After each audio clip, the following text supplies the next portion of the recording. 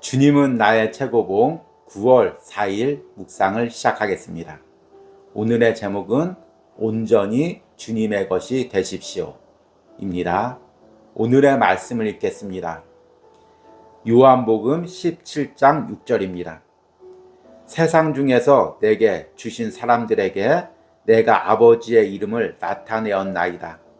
그들은 아버지의 것이었는데 내게 주셨으며 그들은 아버지의 말씀을 지켰나이다. 아멘. 오늘과 내일 주님은 나의 최고봉 묵상에서는 저자인 오스왈드 챔버스가 영국에 있는 성경학교의 문을 닫기 전 2주 전에 전한 말씀을 묵상하려고 합니다. 우리가 여러 번 이야기했던 것처럼 오스왈드 챔버스는 후원자들의 도움으로 영국에서 성경학교의 문을 열었습니다. 그곳에서 자신과 아내 그리고 어린 딸이 거주하고 하나님의 말씀을 배우고 주의 종이 되고자 하는 사람들을 모아서 함께 거주하며 하나님의 말씀을 나누었습니다. 우리가 묵상하는 주님은 나의 최고봉의 내용들 중 많은 부분이 그때 성경학교에서 강의했던 내용이나 설교했던 내용입니다. 그런데 1차 세계대전이 발생하고 많은 젊은이들이 전장에서 죽음을 당하고 저자는 하나님의 부르심을 받고 이집트로 군인들의 목회자가 되기로 결심합니다. 그리고 이제 마지막으로 남아있는 성경학교의 제자들에게 22주에 걸쳐 선교라는 주제로 말씀과 강의를 합니다. 그리고 마지막 주에 오늘 전한 말씀과 내일 전한 말씀을 이야기합니다. 오늘과 내일 말씀에는 선교라는 단어가 나와 있지만 사실 선교보다는 우리가 어떻게 주님의 제자가 되어서 온전히 주님의 것이 되어서 충성할 수 있는지를 이야기하고 있습니다. 오늘 읽은 말씀 요한복음 17장 6절 말씀은 예수님께서 십자가의 죽음을 앞두고 겟세마네 동산에서 하나님께 드린 기도입니다. 특히 그 중에서도 제자들 위한 기도입니다. 예수님께서는 제자들 위해서 기도하면서 제자들이 하나님 것이었고 이제는 하나님께서 자신에게 주셨다고 이야기합니다. 따라서 예수님의 제자가 된다는 것은 예수님의 것이 된다는 의미입니다. 오늘 묵상을 통해서 내 인생에서 또 내가 주의 일을 하면서 예수님의 것, 예수님의 소유가 된다는 것이 어떤 의미인지를 묵상해 보시기 바랍니다. 오늘의 묵상입니다. 온전히 주님의 것이 되십시오. 그들은 아버지의 것이었는데 내게 주셨으며 선교사란 하나님의 영이 다음의 깨달음을 허락하시는 자들입니다. 너희는 너희 자신의 것이 아니라 나는 내 것이 아니라는 사실을 깨닫고 말하는 것은 영적 성장에 있어서 높은 위치에 이른 것입니다. 현실적인 소요 가운데서 성령의 인도함을 받는 진정한 삶의 특징은 완전한 하나님의 주권 앞에 마음을 다해 자신을 비우고 다른 분께 맡기는 것입니다. 그분은 다름 아닌 예수 그리스도이십니다. 성령은 예수님의 속성을 나에게 설명해 주시며 나로 하여금 주님과 하나 되게 하십니다. 이때 나는 자신을 드러내려고 하지 않습니다. 주님은 절대로 주께서 그들을 위해 이루셨던 기적을 근거로 제자들을 파송하신 적이 없으십니다. 예수님의 부활 이후에 제자들이 성령의 능력으로 예수님이 누구셨는지를 알아보기 전까지는 가라고 말씀하지 않으셨습니다. 무릇 내게 오는 자가 자기 부모와 처자와 형제와 자매와 더욱이 자기 목숨까지 미워하지 아니하면 능히 내 제자가 되지 못하고 그가 착하고 바른 사람이 될 수 없다는 뜻이 아니라 주께서 내 것이라는 단어를 쓸 수 없는 사람이 된다는 뜻입니다. 지금 주께서 말씀하시는 인간관계는 주님을 향해 경쟁이 되는 관계입니다. 나는 부모님께 속하기를 더 원하고 배우자 또는 자신에게 속하기를 더 원할 수 있습니다. 그때 주께서는 너는 내 제자가 될 수 없다고 말씀하십니다. 이는 구원받지 못한다는 뜻이 아니라 주님의 것이 되지 못한다는 뜻입니다. 주께서는 제자들을 그분 자신의 소유로 만드셨습니다. 따라서 주께서는 그 사람에게 대해 책임지십니다. 너는 내 증인이 되리라.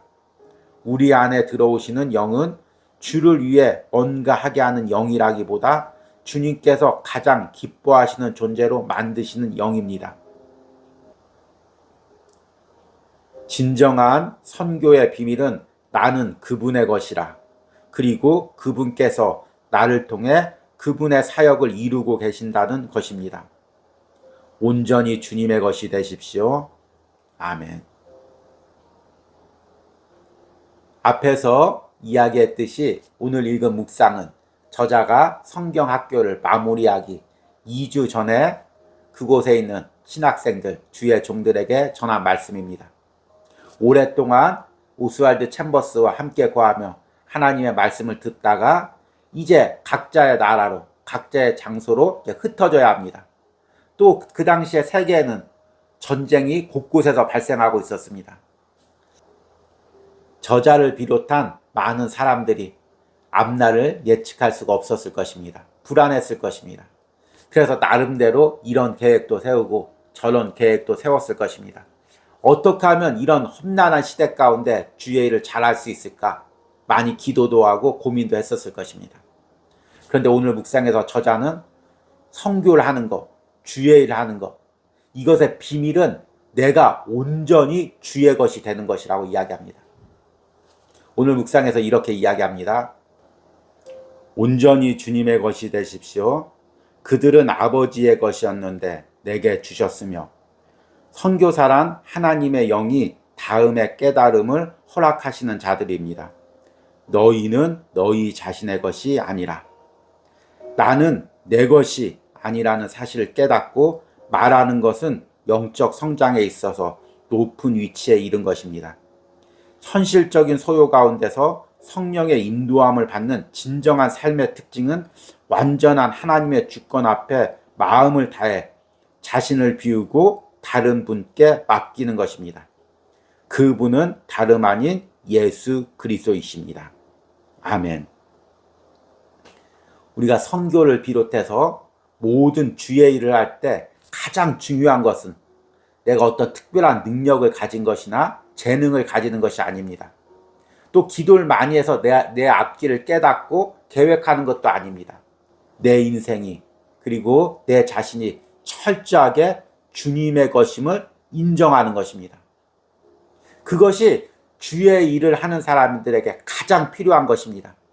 그리고 제가 목회를 하면서 깨달아 보니 이것이 주의 일하는 사람들의 전부이기도 합니다. 내가 주님의 것이라는 것, 그것을 인정한다면, 그 생각이 흔들리지 않는다면 어떤 시험을 만나도 낙심하지 않고 어떤 환난 가운데서도 사명과 믿음이 흔들리지 않을 것입니다. 내가 온전히 주의 것이 된다는 건 어떤 의미일까요? 예를 들어서 내가 여러 관계를 맺고 있습니다. 또 여러 가지 일에 관여하고 있습니다. 또 여러 가지 것을 애착을 가지고 있습니다. 그런데 어떤 사람의 온전히 그 사람의 소유가 된다는 건 어떤 의미일까요? 내가 이런 관계보다도 그분이 부를 때, 그분이 필요할 때 가장 먼저 그분에게 달려가는 것입니다. 내가 지금 애착하고 있는 소중한 것이 있어도 그분이 부르시면 다 내려놓고 그분에게 가는 것입니다. 그것이 온전히 그분의 것이 되는 거죠. 온전히 그분께 순종하는 거죠.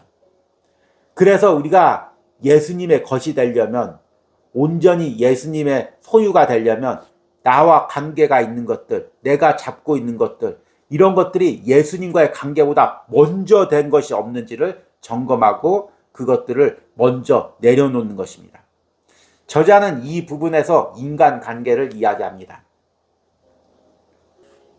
무릇 내게 오는 자가 자기 부모와 처자와 형제와 자매와 더욱이 자기 목숨까지 미워하지 아니하면 능히 내 제자가 되지 못하고, 그가 착하고 바른 사람이 될 수 없다는 뜻이 아니라 주께서 내 것이라는 단어를 쓸 수 없는 사람이 된다는 뜻입니다. 지금 주께서 말씀하시는 인간관계는 주님을 향해 경쟁이 되는 관계입니다. 나는 부모님께 속하기를 더 원하고 배우자 또는 자신에게 속하기를 더 원할 수 있습니다. 그때 주께서는 너는 내 제자가 될 수 없다고 말씀하십니다. 이는 구원받지 못한다는 뜻이 아니라 주님의 것이 되지 못한다는 뜻입니다. 주님께서는 제자들을 그분 자신의 소유로 만드셨습니다. 따라서 주께서는 그 사람에 대해 책임지십니다. 아멘. 우리는 주님의 것이라고 고백하면서 주님의 제자가 된다고 고백하면서 사실은 어떤 단체에 속해 있고 또 어떤 사람과 속해 있고 그리고 어떤 사람과의 관계를 맺고 있습니다. 그리고 사실은 주님의 말씀보다 주님께 온전히 순종하기보다 어떤 단체에 어떤 사람에게 그리고 내가 관계 맺고 있는 가족이나 주변 사람들에게 더 속해 있을 때가 있습니다. 내가 온전히 주님의 제자가 되려고 하면 이런 모든 것들보다 주님의 관계를, 주님의 부르심을 먼저 우선으로 삼아야 된다는 것입니다. 이것은 내가 세상에서 모든 관계를 끊고 가족을 돌보지 않고 부모님에게 효도하지 말라는 그런 의미가 아닙니다. 충분히 세상과도 관계를 맺고 부모님께 효도도 하고 또 자녀를 돌봐야 됩니다. 그러나 주님께서 부르실 때는 이 모든 것보다 주님의 부르심이 우선이 되어야 한다는 것입니다. 이것은 단순히 인간관계만을 의미하지 않습니다. 내가 세상에서 무언가 중요한 일을 하고 있을 때, 중요한 관계를 맺고 있을 때 주님께서 부르시면 그것을 내려놓고 먼저 주님께 가야 된다는 것입니다. 저는 이 묵상을 하면서 우리 가정에서 일어나는 한 가지 일이 떠올립니다. 이제 식사 때가 되면 이제 아내가 음식을 다 준비해 놓고 우리 아이를 부릅니다. 얼른 와서 식사해, 얼른 와서 밥 먹어. 그러면 우리 아이가 재밌게 놀고 있는 것이 있다거나 아니면 재밌게 보고 있는 영상이 있으면 꿈쩍을 하지 않습니다. 그것을 내려놓지 못하고 엄마의 부름에 응하지 못하는 것입니다. 어쩌면 우리의 모습이 지금 이런 모습이 아닐까요? 지금 주님께서 나를 부르십니다. 누구누구야 얼른 와서 내가 맡겨진 일 해야지. 내게 주어진 일 해야지. 그런데 지금 내가 너무나 애착을 가지고 있는 이 일 때문에 주님 이 일만 끝내고 갈게요. 이거 하던 것만 마저 하고 갈게요. 이렇게 이야기하고 있지 않습니까? 그렇다면 나는 지금 온전히 주님의 것이 되지 못하고 있는 것입니다. 오늘 묵상을 통해서 내가 온전히 주님의 것이 되지 못하도록 내가 붙잡고 있는 것, 내가 관계 맺고 있는 것이 무엇인지를 점검하시고 깨닫는 은혜가 있길 바랍니다. 오늘의 적용 질문입니다.